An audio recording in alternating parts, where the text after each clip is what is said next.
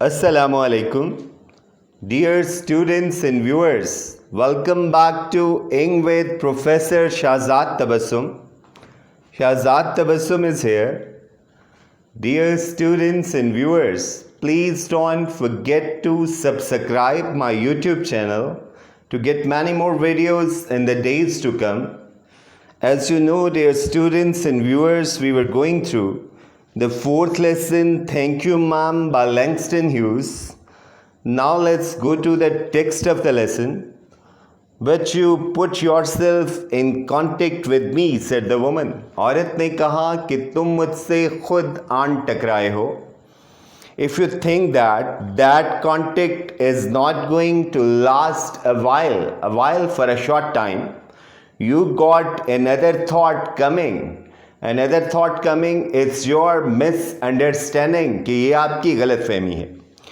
औरत ने उससे कहा कि तुम मुझसे खुद आन टकराए हो और अगर तुम समझते हो कि ये ताल्लुक़ थोड़ी देर का है तो ये तुम्हारी गलत फहमी है या तुम गलत सोच रहे हो.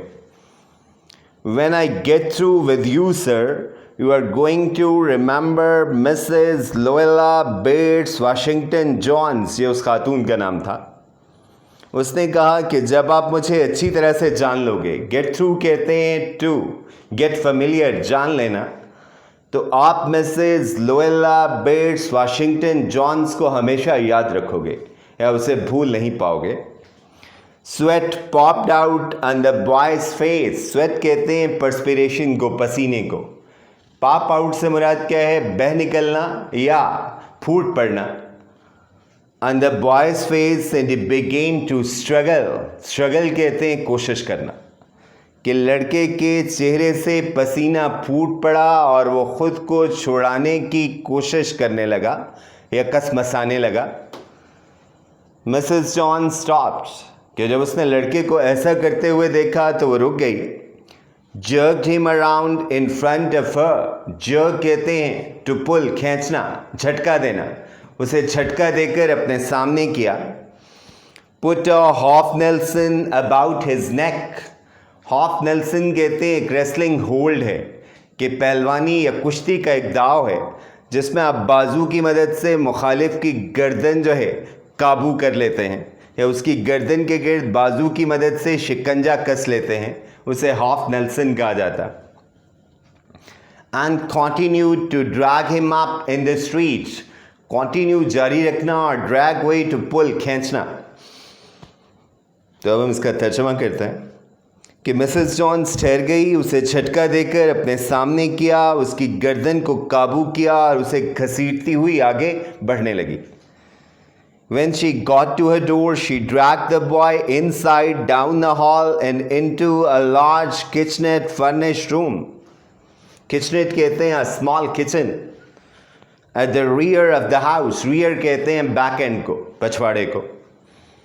कि जब वो घर के दरवाजे पे पहुंची तो वो लड़के को हॉल में से घसीटती हुई एक कमरे में ले गई जिसका एक हिस्सा किचन में तब्दील कर दिया गया था या किचन के लिए मुख्तस कर दिया गया था. अब मैं एक्सप्लेन करता हूँ कि वो औरत जो है शायद किसी हॉस्टल में रहती थी. उसने एक कमरा जो है वो रेंट आउट कर रखा था. तो उसने पार्टीशन कर रखी थी कि एक हिस्से को उसने किचन में तब्दील कर दिया था और एक हिस्से को बेडरूम में. तो इससे भी अंदाज़ा होता है कि औरत भी कोई अमीर कबीर नहीं थी, वो भी वर्किंग क्लास लेडी थी, इसलिए वो किसी हॉस्टल में रह रही थी और जगह की कमी के बायस जो है एक ही कमरे में उसने सारा घर जो है वो बना रखा था कि एक ही कमरे का घर था. She switched on the light and left the door open. उसने बत्ती जलाई और दरवाज़ा खुला छोड़ दिया. The boy could hear other roomers laughing and talking in the large house. कि उस बड़े से घर में लड़का बाकी रहने वालों की बोलने और हंसने की आवाज़ें सुन सकता था. रूमर कहते हैं वही the people who lived there, कि वो लोग जो वहाँ पे रह रहे थे, जिन्होंने कमरे जो हैं वो रेंट आउट कर रखे थे. Some of their doors were open too, so he knew he and the woman were not alone. कि कुछ कमरों के दरवाजे भी खुले थे, इसलिए वो ये बात अच्छी तरह से जानता था कि वो और औरत अकेले नहीं थे. मतलब उसे लगा कि अगर उसने भागने की कोशिश की तो बाकी लोग उसे पकड़ लेंगे. The woman still held him by the neck in the middle of her room. कि औरत अभी तक उसे गर्दन से पकड़े कमरे के वस्त में खड़ी थी. Now let's go to the next slide. She said, "What's your name?" औरत ने कहा कि तुम्हारा नाम क्या है? Roger answered the boy. लड़के ने जवाब दिया कि मेरा नाम रॉजर है. आपने देखा था ना कि पिछले पैसेज में जो है कहानी में पहली मर्तबा औरत ने अपना नाम बताया और अब लड़के का नाम पूछा. तो शायद पहले नाम इसलिए नहीं बताए गए कि ये कहानी जो है यूनिवर्सल अपील रखती है कि ऐसा वाक़या कहीं भी किसी भी बच्चे और किसी औरत के साथ पेश आ सकता है. अब यहाँ पे कहानी जो है कोई मखसूस रुख इख्तियार करेगी कि अब औरत का जो सलूक है, जो मैंने पढ़ा था और आपने भी पढ़ा, कि औरत जो है वो क्या है, इंतहाई हमदर्दी और शफ़क़त का सलूक करती है लड़के को सज़ा देने के बाद, और इस तरह से लड़के की इस्लाह हो जाती है. तो यहाँ पे कहानी समझ लें पर्टिकुलर हो गई कि एक औरत जो है वो एक ख़ास बच्चे के साथ क्या सलूक करती है जिससे बच्चा जो है इस तरह की हरकत करने से आइंदा तौबा कर लेता. उस लिहाज से बहुत रेलेवेंट है क्योंकि बच्चों की तरबियत जो है वो ज़ाहिर है कि हमें करना होती है, और यहाँ पे दिखाया गया है कि हम बच्चों की तरबियत कैसे कर सकते हैं कि बच्चे गलतियाँ करते हैं, उनसे गलती का एहतमाल होता है. अब ये बड़ों का फरीज़ा है कि वो जो है उनकी गलती पे उनसे कैसे डील करते हैं, कैसे उनकी इस्लाह करते हैं. Then Roger, you go to that sink and wash your face, said the woman. औरत ने कहा कि फिर सिंक पे जाओ और मुंह धो लो. Whereupon she turned him loose at last. Whereupon at this, ये कहकर औरत ने उसे आखिर एक कार छोड़ दिया. Roger looked at the door, looked at the woman, looked at the door and went to the sink. कि उसने औरत की तरफ देखा, दरवाजे की तरफ देखा, फिर औरत की तरफ देखा, फिर दरवाजे की तरफ देखा, और फिर वह सिंक की तरफ चला गया. मतलब उसके जहन में ये बात आई कि उसे भाग जाना चाहिए. फिर उसने सोचा कि वो नहीं भागेगा, इसलिए उसने ये इरादा तर्क कर दिया और औरत के कहने पर वो मुंह धोने चला गया. Let the water run until it gets warm, she said. उसने कहा टूटी खुली छोड़ दो ताकि गर्म पानी आ जाए. Here's a clean towel, और ये रहा तौलिया. You gonna take me to jail? asked the boy. Gonna going to ये colloquial form है, बोलते हुए हम इस्तेमाल करते हैं. Bending over the sink, bend कहते हैं झुकना, to stoop over.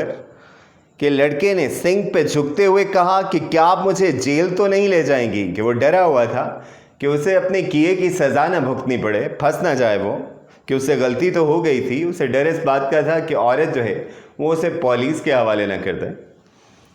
Not with that face, I wouldn't take you nowhere, said the woman. कि औरत ने उसके इस खौफ को ज़ाहिर करते हुए कहा कि इस मुंह के साथ तो मैं तुम्हें कहीं भी नहीं ले जाऊंगी. मतलब ये उसके खौफ को कम करने की कोशिश थी कि भी मुंह तो धो लो, जेल में जाने के लिए भी मुंह का धुला होना ज़रूरी है. मतलब वो मजाक कर रही थी उसके खौफ को ज़ाहिर करने के लिए, उसका हौसला बढ़ाने के लिए, और ये बताने के लिए कि मुझसे डरने की ज़रूरत नहीं है, मैं तुम्हें हवाला पुलिस नहीं करूँगी. Here I am trying to get home to cook me a bite to eat and you snatch my pocketbook. A bite little bit. औरत ने कहा कि मैं घर जा रही थी ताकि कुछ खा पका सकूं और तुमने मेरा पर्स छीनने की कोशिश की. Maybe you ain't been to your supper either. Ain't been, ain't भी जो है वो colloquial form है isn't की या aren't की, और supper कहते हैं इवनिंग मील को, शाम के खाने को. मुझे लगता है तुमने भी शाम का खाना नहीं खाया. Late as it be, कि अब तो वैसे ही खासी देर हो चुकी है. तो मतलब औरत उससे ये उगलवाना चाह रही थी ना बातों ही बातों में कि उसने ये हरकत की क्यों, कि उसे ऐसा करने की ज़रूरत ही क्या थी. तो उसने ये गेस करने की कोशिश की कि शायद ये भूखा था, फाका ज़दा था, और इसलिए उसने इस भूख को मिटाने के लिए पर्स छीनने की कोशिश की. Now let's go to the next slide. There's nobody home at my house, said the boy. लड़के ने कहा कि घर में तो कोई भी नहीं था, इसलिए मुझे खाना भी नहीं मिला. तो ये भी बता रहे हैं कि ब्लैक्स के मसाइल थे ना, कि वो इंतहाई कसम पुरसी और गुर्बत की ज़िंदगी बसर कर रहे थे. तो बाज़ दफ़ा फिर जो वेज अर्नर्स हैं उनके बच्चे उनसे इग्नोर होते हैं कि उनके पास रिसोर्सेज नहीं होते, रोटी के लाले पड़े होते हैं, और इसलिए बाज़ औक़ात फिर बच्चों की अच्छी तरबियत वो नहीं कर पाते, उन्हें वक्त नहीं दे पाते, या जो है उनके लिए जो है एक कंफर्टेबल लाइफ जो है वो नहीं ख़रीद पाते. Then will eat, said the woman. औरत ने कहा कि चलो फिर हम मिल के खाना खाते हैं, इसमें क्या परेशानी की बात है अगर तुमने खाना नहीं खाया। I believe you are hungry और been hungry to try to snatch my pocket book. मुझे लगता है कि तुम्हें भूख ही लगी थी कि तुमने भूख के हाथों मजबूर होके ही मेरा पर्स छीनने की कोशिश की। मतलब मैं आपको पहले भी बता चुका हूँ कि वो इनडायरेक्टली लड़के से पूछना चाहती है कि उसने ऐसा आखिर क्यों किया, कि मोटिव क्या था। तो लड़के ने भी बता ही दिया कि I want a pair of blue sweet shoes said the boy. Sweet कहते हैं वेरी फाइन लेदर, बहुत अच्छा जो चमड़ा होता है उसे स्वीट कहा जाता है। उन्हें मैं नीले चमड़े के जूते खरीदना चाहता था। ये नीले चमड़े के जूते ज़ाहिर है आसूदगी की अलामत है कि खासे महंगे होते हैं और ज़्यादातर लोग अफोर्ड नहीं कर पाते।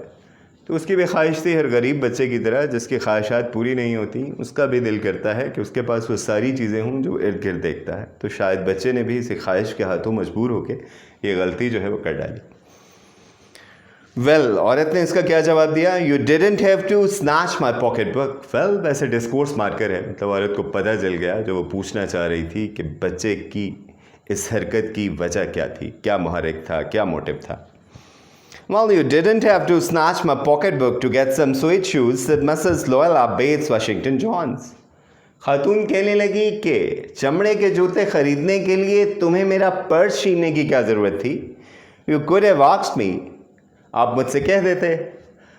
मैम, लड़के ने मतलब हैरान होकर पूछा कि आप कैसी बातें कर रही हैं, कहने से कौन देता है, इसलिए तो मैंने छीनने की कोशिश की।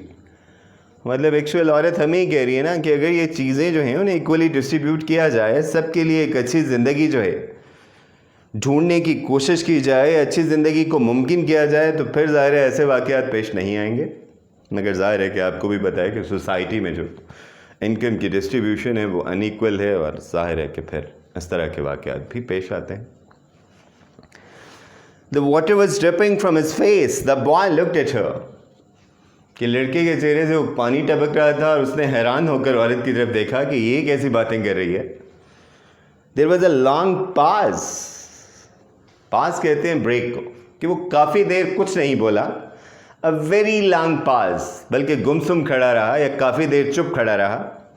आफ्टर ये ड्राइड हिज फेस, कि जब उसने चेहरा खुश कर लिया, and not knowing what else to do dried it again. तो समझ नहीं आ रही थी कि वो क्या करे, उसने फिर चेहरा खुश कर लिया कि अभी वो कंफर्टेबल नहीं है। द बॉय टर्न अराउंड, फिर वो मुड़ा, वंडरिंग व्हाट नेक्स्ट, ये सोचते हुए कि अब क्या होगा। The door was open, option तो था उसके पास कि दरवाज़ा तो अब भी खुला था, और वो भी शायद औरत ने जानबूझ के खोला था उसे ये बताने के लिए कि वो इस बात पे यकीन करती है कि उसने अपनी इस्लाह कर ली होगी और गलती जो है होना वो आम सी बात है। तो इस पर इतना परेशान होने की ज़रूरत नहीं है। हाँ, ये बात ज़रूरी है कि वो आइंदा ऐसी हरकत ना करे और अपनी इस्लाह कर ले। He could make a dash for it down the hall. Dash कहते हैं to run quickly, कि वो भागकर हॉल में से गुजरता हुआ दरवाजे तक पहुंच सकता था। He could run, run, run, run, कि वो तो दीवानावार भाग सकता था। मगर यहाँ से भागना शायद उसके लिए अच्छा साबित ना होता, तो ये उसका अच्छा फैसला था कि उसने ना भागने का फैसला किया। Now let's go to the next slide. The woman was sitting on the da bed. Da bed कहते हैं सोफ़ा कम बेड को, कि वो अभी तक अपने बिस्तर पर या सोफ़े पर बैठी हुई थी, कि जो भी उसने अरेंजमेंट कर रखा था सोने के लिए। After a while she said, after a short time, after a short pause, कि थोड़ी देर के बाद वो कहने लगी, Our young ones and I wanted things I couldn't get.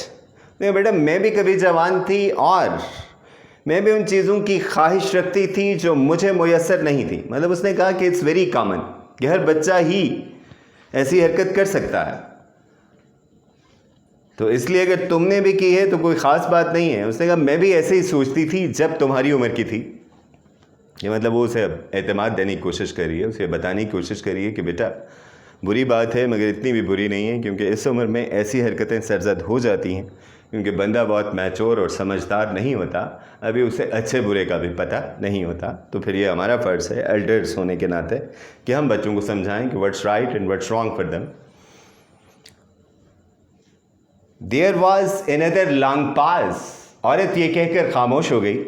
The boys mouth open, लड़के का मुंह खुला, मतलब उसने कुछ कहना चाहा मगर वो कहते कहते रुक गया या कह नहीं पाया. Then he frowned. फ्राउंड कहते हैं एक्सप्रेशन ऑफ एंगर को, गुस्से के इजहार को. नॉट नोइंग ही फ्राउंड, कि फिर अनजाने में उसके माथे पे बल आ गए या गैर इरादी तौर पर उसके माथे पे बल आ गए. इसका मतलब यही था कि लड़के ने कहा कि अगर आप खुद ऐसी हरकतें करती रही हैं तो फिर मुझे क्यों कह रही हैं.